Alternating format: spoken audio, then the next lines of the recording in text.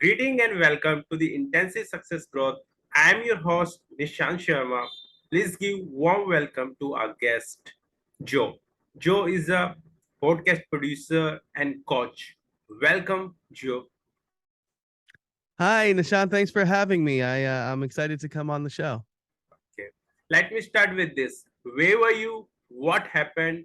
Who were you surrounded with that inspired you to do what you do today?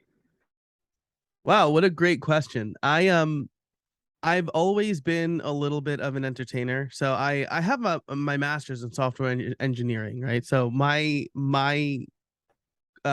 career trajectory out of college was like program for the rest of my life. But I was always a bit of an entertainer in grammar school and high school.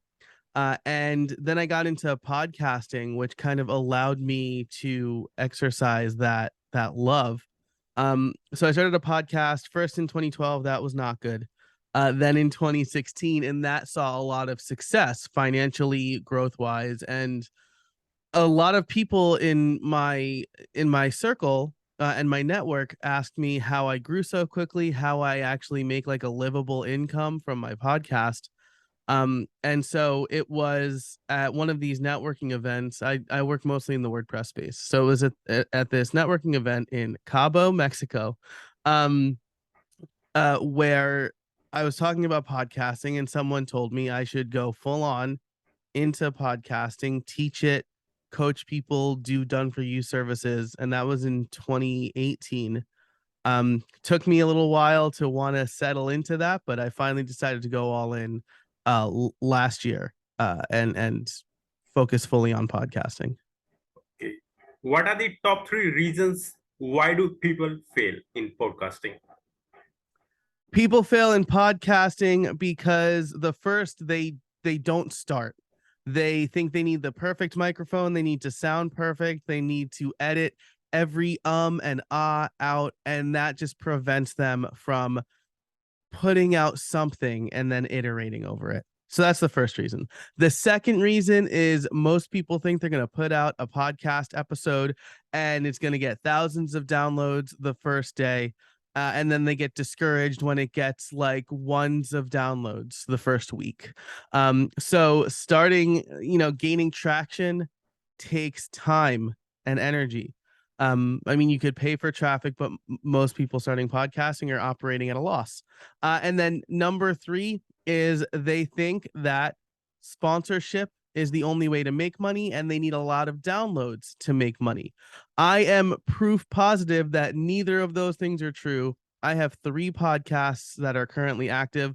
All 3 of them were making money before I had downloads. So it's less about the number of downloads and more about other things at play. And that's what I help people realize. Okay, great. So, what is your greatest failure story? What did you learn and how did you recover from it? My greatest failure story. Um, well, there's a lot, but related to podcasting, I think I'll pick a mistake I made early on with podcast sponsorship. So, I accepted a sponsor, um, and in the beginning, I always guaranteed exclusivity no matter what. Now today I charge extra for that. That's like another kind of side failure, I think. But I always guaranteed it. And so I took on this sponsor. We'll call them sponsor A. Sponsor B approached me for a long-term sponsorship, and I accepted them too, not really realizing that sponsor B was a competitor of sponsor A. Both had paid me a fair amount of money to sponsor my podcast and do work in other content areas. And so I got a pretty um frustrated email from sponsor A. So that was a failure. I was super worried I'd have to refund their money or something like that. We got on a call almost immediately. It was pretty early my time, but I wanted to fix this as soon as possible. And I explained to them the kind of different highlights I would do, and then I also offered them um kind of free sponsorship on my YouTube channel where I would create videos for them as well. That made them happy, and it also led to longer term work, and they're one of my biggest clients today, not in the podcast space necessarily, but in the video production and podcast production space. So I turned uh a mistake on my part into a long-term client relationship. Wow, amazing. What are the top three success secrets that other can model from you? The top three success secrets. You don't need to be a big name to have a successful podcast, right? You see, I won't name names because I respect a lot of these people, but you see people with millions or hundreds of thousands of followers saying like, "Oh, if I was starting today, I would do this." But like the kind of secret zeroth step here is have the huge audience that they have. I didn't have a huge audience. I still really don't, but people love my podcast. So I think that's number one. You don't need to be a big name to have a successful podcast.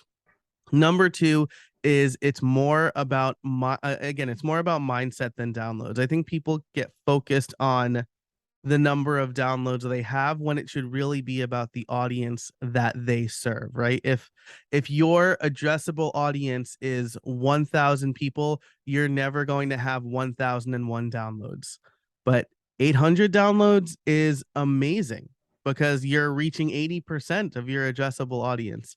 And then number 3, I think, and this is like a really practical one, right? The first two are like kind of big philosophical ideas.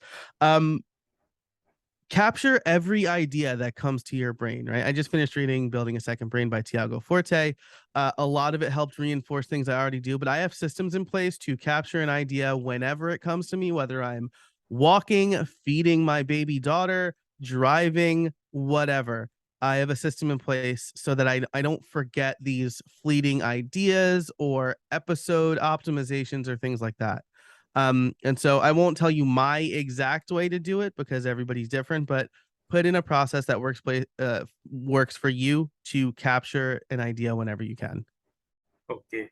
What's your company motto? Oh wow. I'm gonna be honest. I don't have one written on paper. I think um if my personal ethos is if I had to boil it down to maybe two real words and one filler, one connecting word, it's consistency and candor. I try to be very consistent with my content and the quality of my content, and I try to be honest. I don't want to be, I don't want to tell you I'm going to help you make $1 million with your podcast and like fill in a spreadsheet and make it seem like it's super easy. I'm going to tell you it takes work. That maybe we can get to 5 figures in 6 months. But it's going to be work. So consistency and candor, we'll say, is my unofficial motto for my company. Okay. So, who is your ideal client? My ideal client is a person who already has a podcast. They're putting the work in and they're ready to turn it from a hobby into an actual revenue source. So this is, I want to say any podcaster, but I think if I drill down a little bit further, speakers, authors, and educators and coaches, I think those are the people, the knowledge worker kind of people that I can help the best because they are a very clear example of how you don't necessarily need a sponsor to make money. You can kind of sell your own products. Okay. So, how do you find your ideal client? I try to be really helpful online. And so I mean, honestly, I do shows like this where I talk to podcasters like you who reach the type of people I'm trying to reach, and hopefully I'm helpful to your audience, and then they reach out to me. So that's one way. I'm part of a few communities where anytime, sometimes I have alerts set up where anytime someone mentions podcasting or making money with content, I get in there and I give generously, right? I don't pull my punches to try to get them into a whatever $200 an hour coaching call or whatever. I give generously. I give them the advice, and then if we do get on that coaching call, then I give them a specific action plan for them. So I think that's probably the best way that I do it. Is it's not scalable, but I'm not trying to build a scalable business. I'm trying to build a business that helps people and gives me time to spend with my family. Okay. So, how do you deliver five-star client experience? Communication is the most important thing. I mean, first of all, I say what I'm gonna deliver what I say I'm gonna deliver. That's number one, right? So and then I try to educate on the front end. I try to keep them updated throughout the course of the project. And then I deliver what I say I'm gonna deliver. And generally they're very happy with that. And I really can't understate communication. When I was a freelance web developer, I would hear a lot of clients come to me and say like, the person we hired just disappeared, and you can guarantee I'll never do that. Um, Maybe because of my unofficial motto, right? I'll always be candid. If I don't want to do your project anymore, I'll tell you, and I'll refund you. I've done it. I've refunded projects, like like low four figures, but like a year after because they disappeared and then I didn't want to do it anymore. So, um, yeah, communication, candor, deliver what you say you're going to deliver. How do you handle rejections? Uh, I I always anytime. So I mean, I guess we're talking business here, right? Because in my dating life, I didn't handle rejections very well. But in business, never burn the bridge.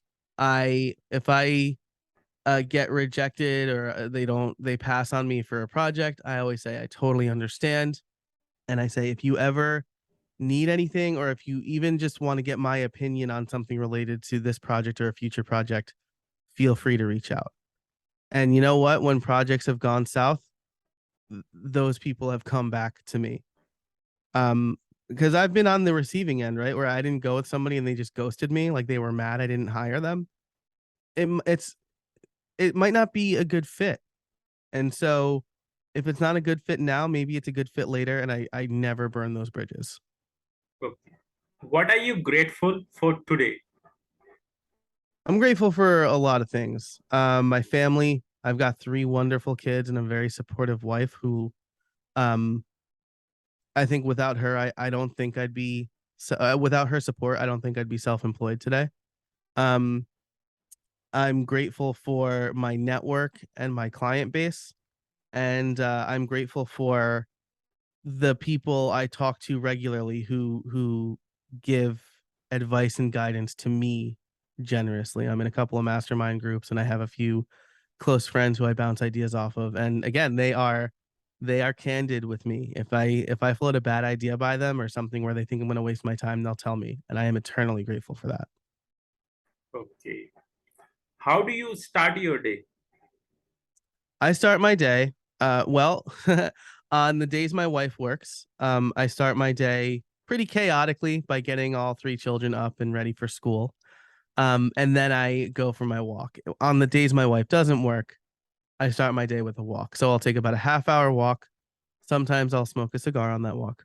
Um, and then I sit down and I read for about a half hour. I read like my feed reader, um, catch up on news and look for interesting stories that I can build content off of. And then after that, I get cleaned up. I head down to the office and I write down the top three tasks I want to accomplish for the day. So usually that takes about an hour and a half. That's like my startup routine. Okay. How young are you? I'm 36 years old. Depending on when people listen to this, well, I guess I could be 37 by the time people hear it. But Okay. yeah. You are not 36-year-old. You are 18-year young with 18-year experience. Thank you. My pleasure. Who is your living mentor? Who's my living mentor? There's a couple of people. My first business mentor is Mr. Joe Rizzi. He owned the deli I worked at. I'm from New York and I'm Italian, so by law I have to work at a deli. It's the stereotype thing to do. And every Saturday when we were closing up, he would give me business advice about how much to charge and client services and things like that.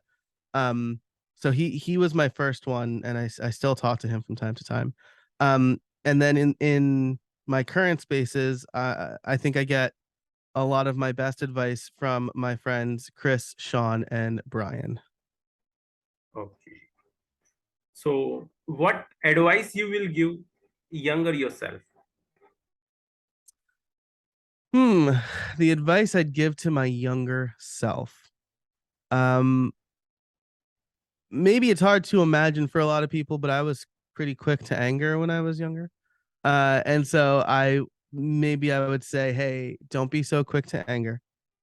Try to look at things from other people's perspective because everything is not a personal slight on you. People are going through something, and it's probably more about them than it is about you. It's still something I have to tell myself now, but usually I'm better at it than I would always like send off that angry email immediately or tweet something ridiculous. Um, I'm much more measured about stuff like that now. I'm not saying I don't get angry, but I'm saying I try to convince myself or tell myself that it's probably not about me and it's about something that someone else is dealing with. Okay. How can we support you?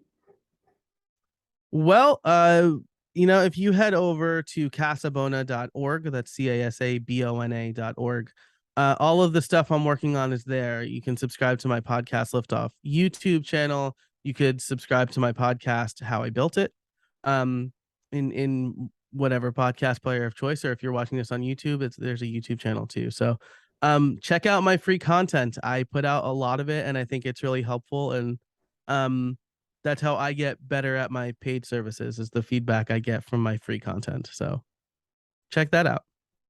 Okay. What would you like to say about your guest experience on this show? This was great. Very direct questions. Good communication beforehand. And just overall enjoyable. You pronounced my name correctly, which is always nice. So this was an absolute pleasure. Okay. What's your final word? My final word is um something I used to say all the time, especially when I was teaching in the classroom, is have empathy while teaching. Remember that you are the expert and that you've spent years getting to where you are, and that the people who are just starting their journey do not know what you already know. So when you're teaching something to someone, keep that in mind and be a little bit patient. Oh, thanks, Joe, for sharing your wisdom with us on the behalf of our community and team. We really appreciate you. Until the next time, all good wishes to you.